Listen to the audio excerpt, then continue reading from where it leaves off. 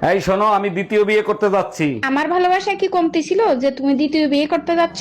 আমাদের বংশের রেওয়াজ আছে, যদি পারো মাফ করে দিও। মাফ করার মালিক আল্লাহ, তুমি দ্বিতীয় বিয়ে করে এসো, তোমাকে আল্লাহর কাছে পাঠিয়ে দিব।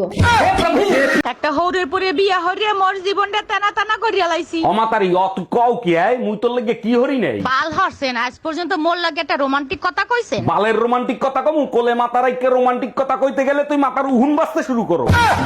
অরুণ ভাই, শুনলাম আপনি নাকি আর একটা বিয়ে করবেন।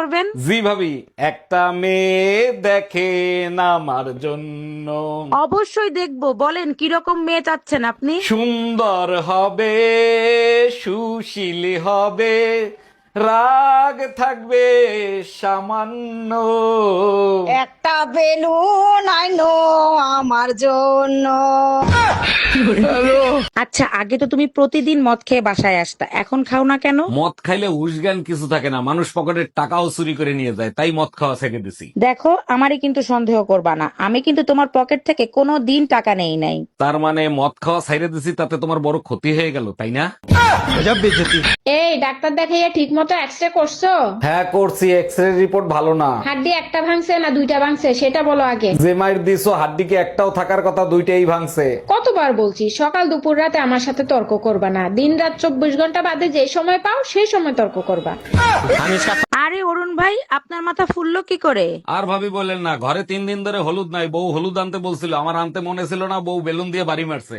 অরুণ ভাই, আপনি এক কাজ করেন, ফোলা জায়গায় সুন্দর করে হলুদ লাগাই দেন, দেখবেন ফোলা কমে গেছে। আবালের মতো কথা কইলেন ভাবি, ঘরে যদি হলুদি থাকতো তাহলে কি আমার মাথা ফুলতো?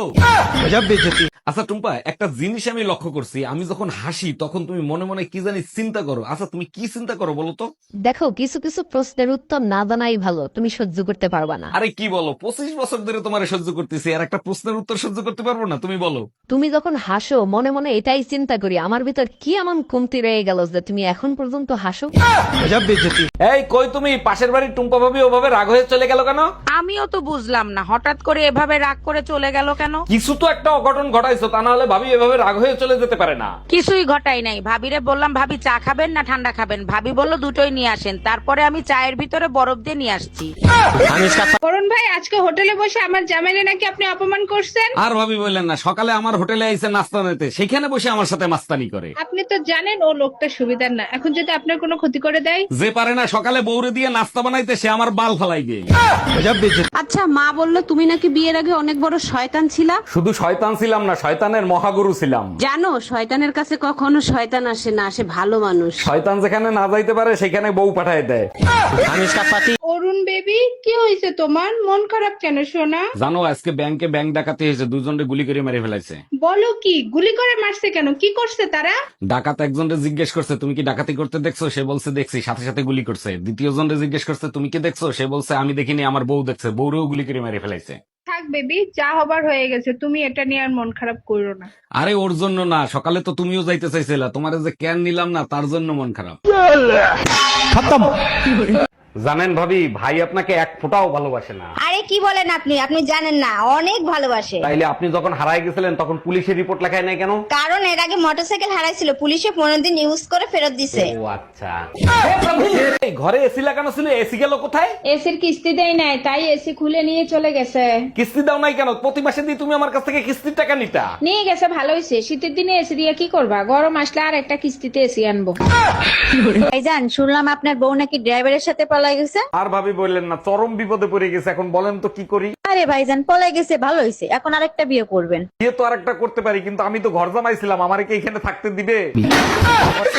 ধরেন ভাবি, আপনি আমার বউ। ধরা তো দূরের কথা, এক বাপের বেটা হইলে ছুঁয়ে দেখ। আরে ভাবি, আপনি তো উত্তেজিত হয়ে যাচ্ছেন, আপনাকে ধরতে বলছি। বললাম তো ছুঁয়ে দেখ, কাইটা টুকরা টুকরা করে গাঙ্গের পানিতে ভাসায় দিমু। কি ব্যাপার ভাবি, কেমন আছেন? মন খারাপ কেন? আজকেও কি ভাইয়ের সাথে ঝগড়া হয়েছে নাকি? অরুণ ভাই, বিধাতা মনে হয় আমার কপালে শান্তি লিখতে ভুলে গেছিল, তাই কোথাও শান্তি খুঁজে পাই না। আপনি তো ভাইরে নিয়ে আলাদা থাকেন, শ্বশুর শাশুড়িও থাকে না, তাইলে শান্তি কেন খুঁজে পাচ্ছেন না? কেমনে খুঁজে পাবো? আমার জামার ভিতরে তো শ্বশুর শাশুড়ি দেবর আর ননদের কম্বো প্যাক ঢুকানো আছে। ভাবি থাক, আর কান্না করেন না, দেখেন মানুষ তো চিরদিন বেঁচে থাকে না। অরুণ ভাই, আপনার ভাই মারা গেছে তাতে কোনো দুঃখ নাই, কিন্তু মরার আগে ফোনের পাসওয়ার্ডটা তো দিয়ে যাইতে পারতো। একটা মানুষ মারা গেছে, তারে নিয়ে আর ঘাটাঘাটি করেন না, তার আত্মা কষ্ট পাবে। অরুণ ভাই, এখন তো আমি মইরেও শান্তি পাবো না। আমার জানার ইচ্ছা ছিল টুম্পা ভাবির সাথে আসলে ওর কি সম্পর্ক ছিল। এই টুম্পা, তোমার রান্না বান্না কি হইলো? খিদায় তো পেটে আগুন জ্বলতাছে। কেমনে হবে, সকালবেলা রান্নাঘরে গিয়ে দেখি মটর নষ্ট হয়ে গেছে। আচ্ছা তুমি যাও, মটর নষ্ট করার সময় পাইলো না। হ্যালো গফফার ভাই, পানির মটর নষ্ট হয়ে গেছে, তাড়াতাড়ি একটু ঠিক করে দিয়ে যান না। আচ্ছা শোনো, মটর ছোড়া ফুলকপি ভাজি করে দেই। মটর ডাইল নষ্ট হয়েছে। হ্যাঁ, তুমি কি ভাবছিলা? আচ্ছা শোনো, তুমি একবার ভাবো তুমি আমারে ছাইড়া দিছো। আচ্ছা ভাবলাম, আমি তোমারে ছেড়ে দিছি। বলার সাথে সাথে ভাবা হয়ে গেছে। আরে বাবা, তুমিই তো ভাবতে বললা, তাই তো ভাবলাম। আচ্ছা ঠিক আছে, বাদ দাও, এবার ভাবো তুমি আমারে ছাইড়া দিছো। ভাবা তো দূরে থাক, আমি স্বপ্নেও ভাবতে পারবো না। কথাটা সারা জীবন মনে থাকে জানি। তাই শুনছো, পাশের বাড়ির মফিজ ভাই আছে না, সে নাকি মারা গেছে। বলো কি সর্বনাশ! ভাই তো বিয়ে করছে 6 মাস হয়েছে, তাই না? হ্যাঁ 6 মাস হইছে। ভরা যৌবনে স্বামী হারা হলো ভাবি। বেচারা ভাবির জন্য খুব কষ্ট হচ্ছে। আচ্ছা ভাবি কি এইখানেই থাকবে না বাপের বাড়ি যাবে? বিয়ে করে বউ হইলাম না কাজের বেটি হইলাম তাই তো বুঝলাম না। এই শুনছো, কি করো তুমি? আমার এক গ্লাস পানি দাও তো। এই শোনো, কাজের মহিলার মতন যখন কাজই করি তাহলে তুমি প্রতি মাসে আমাকে টাকা দিবা। আচ্ছা ঠিক আছে, বেতন দেবো, কিন্তু কাজ পছন্দ না হলে কিন্তু কাজের মহিলা পাল্টাবো। জানো, আজ ভোর রাতে স্বপ্ন দেখছি তুমি আমাকে অনেক মার্কেট করে দিছো। আচ্ছা, ভোরের স্বপ্ন সত্যি হয় তাই না? কোন গাধা বলছে ভোরের স্বপ্ন সত্যি হয়? বিকেলে যখন জোর করে মার্কেটে নিয়ে যাব না, তখন বুঝবা সত্যি হয় কিনা। ও আচ্ছা, তাইলে ভোরবেলা যে পাশের বাড়ির ভাবির নিয়ে স্বপ্ন দেখি সেটা জোর করে করতে হবে। এইবার বল, স্বপ্নে ভাবির সাথে কি করিস? ডাক্তার, আমার বউয়ের অপারেশনটা একটু সাবধানে করবেন। অরুণ সাহেব, আপনি একদম টেনশন করবেন না, আমাদের এখানে যত্ন সহকারে অপারেশন করা হয়। ডাক্তার, আপনি ফুলের মালা নিয়ে অপারেশন থিয়েটারে যাচ্ছেন কেন? এটা আমার প্রথম অপারেশন, সাকসেস হলে আমি পড়বো, না হলে আপনার বউ পড়বে। অরুণ দা, শুনলাম আপনি গঙ্গায় নাকি পাপ ধুইতে যাচ্ছেন। জি ভাবি, ঠিকই শুনছেন। শুধু আমি একা যাচ্ছি না, আপনার জামাইরেও সাথে নিয়ে যাচ্ছি। শুনে খুব ভালো লাগলো। এরপর থেকে ভালো হয়ে চলবেন। ভালো না হয়ে উপায় আছে? ঘরে যে দজ্জাল বউ। পাপ ধুইতে কোথাও যাওয়া লাগবে না। তুমি কি কি পাপ করছো আমারে বলো, আমিই ধুয়ে দিচ্ছি। এই তুমি ফোন নিয়ে এত রাত্রে কি করতেছো? ঘুমাবা না? ফোন চার্জে দিয়ে আসতেছি, সকালে তো ফোন চার্জে দেওয়ার সময়ই পাই না। আরে গাধা, সারা রাত ফোন চার্জ দিলে ফোনের ব্যাটারি বাস্ট হয়ে যেতে পারে। আমি জানি, আমারে কি তোমার বলদ মনে হয় নাকি? ফোনের ব্যাটারি খুলেই চার্জে দিই। তাই জানো, টুম্পা ভাবিদের বাগানে না বিরাট এক কচু গাছ হইছে। টুম্পা বাবির বাগানে কচু গাছ হয়েছে, তো আমি কি করব? নাচবো? একটা শক্ত দড়ি নিয়ে যাও, ওই কচু গাছের লগে গলায় দড়ি দিয়ে মরো। তোমার শখ হইলে তুমি দাও, আমি কেন দেবো? যে স্বামী তার বউকে ঈদের মার্কেট করে দিতে পারে না, তার কি বেঁচে থাকার কোনো অধিকার আছে? ডাক্তার, আমার বউর শরীর দিয়ে 20 গ্রাম রক্ত বাই করে দেন। ইঁদুরের যন্ত্রণায় ঘরে থাকতে পারি না, ইঁদুর মারবো। আরে অরুণ সাহেব, ইঁদুর কি আর রক্ত দিয়ে মারা যায়? ইঁদুর মারতে হইলে ভালো বিষ কিনে নিয়ে আসেন। আরে ডাক্তার, আপনি তো জানেন না, আমার বউর একবার সাপে কামড়াইছিল। সাপ মারা গেছে কিন্তু বউ মরে নাই। তোর মায়ের রক্ত দিয়ে ইঁদুর মার। অরুণ ভাই, ভাবি বললো ঘরের সুখ শান্তি নাকি আপনিই বজায় রাখেন, তা এর গোপন রহস্যটা কি? ভাবি, চাইলে সবাই করতে পারে। ঘরের বউকে সবসময় বন্ধু বানিয়ে রাখতে হবে, তার সাথে দুনিয়ার সব কথা শেয়ার করতে হবে। শুধু একটা কথা মাথায় রাখতে হবে, গার্লফ্রেন্ডের কথা ভুলেও তাকে বলা যাবে না। সরি অরুণ ভাই, ভাবি পাশে থেকে সব শুনতিছে।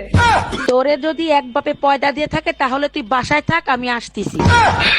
এই, তুমি মসজিদে নামাজ পড়তে যাও না হুজুরের সাথে গ্যাঞ্জাম করতে যাও? হুজুর জিজ্ঞেস করছে জুম্মার নামাজ শেষে কোথায় যাবেন, আমি বললাম কবরস্থানে যাব। এর জন্য তো হুজুর রাগ হতে পারে না, কি হয়েছে সেটা বলো। হুজুর বলে আরবিতে বলেন, তখন আমি বললাম ইন্না লিল্লাহি ওয়া ইন্না ইলাইহি রাজিউন।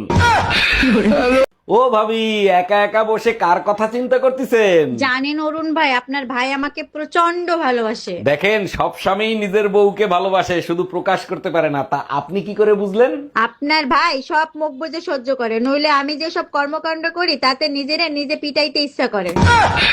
চাচা, হেনার কি কোনো খোঁজ খবর পাইছেন? হেনা কোথায়? বেবি, ইনি কি সেই হেনার বাবা নাকি? হ্যাঁ বেবি, অনেক বড় লোক। গ্রামে 200 বিঘা জমি আছে, শহরে 5টা বাড়ি আছে। বলো কি, তাই নাকি? তা তোমার চাচার নাম্বারটা আমাকে একটু দিবা? অবশ্যই দেবো, কিন্তু চাচার নাম্বার দিয়ে তুমি কি করবা বেবি?